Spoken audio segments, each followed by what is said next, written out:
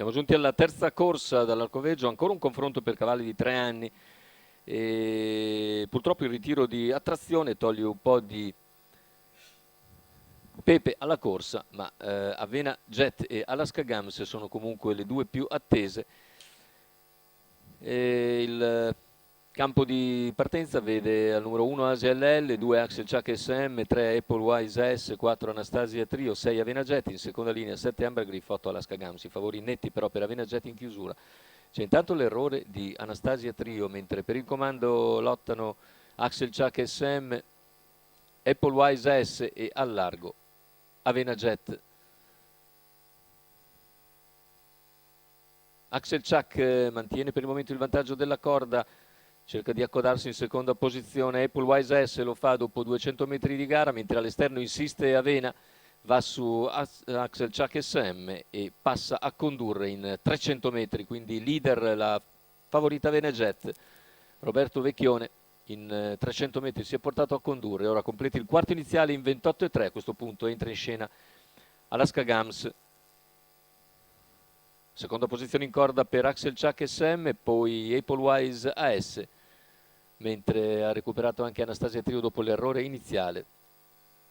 E segue tanto Ambra Griff, progredisce all'esterno, si ritira invece Anastasia Trio. Vediamo il passaggio davanti alle tribune con il primo mezzo miglio completato in 57 da parte di Avena Jet, che va via davvero a ritmo sostenuto, 3,17 davanti alle tribune.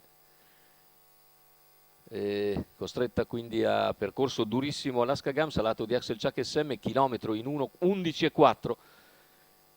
Avena Jet continua a fare andatura, Alaska Gams al sediolo, poi Axel Chuck SM, ancora Ambra Griff, cavalli a 400 dalla conclusione, con Alaska che prova nuovamente a portarsi su Avena Jet, mentre Axel Chuck SM è avvicinato da Ambra Griff. Lungo la corda c'è Apple Wise S, insiste all'esterno Alaska Gams che attacca ancora e all'ingresso in retta d'arrivo mette qualcosa davanti all'avversaria, passa ai 150 conclusivi.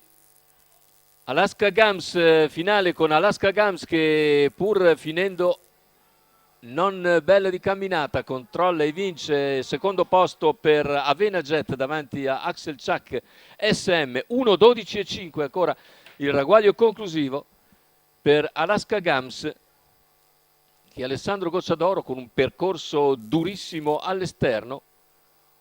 Andiamo a rivedere le ultime fasi. Deve accontentarsi Alessandro Gocciadoro, ma la corsa del resto è venuta durissima e più di così non poteva certo chiedere alla propria allieva, che sul palo emerge avanti ad Avena Jet, che corre comunque molto bene, e al terzo posto finisce Axel Chuck SM. Alessandro Gocciadoro al raddoppio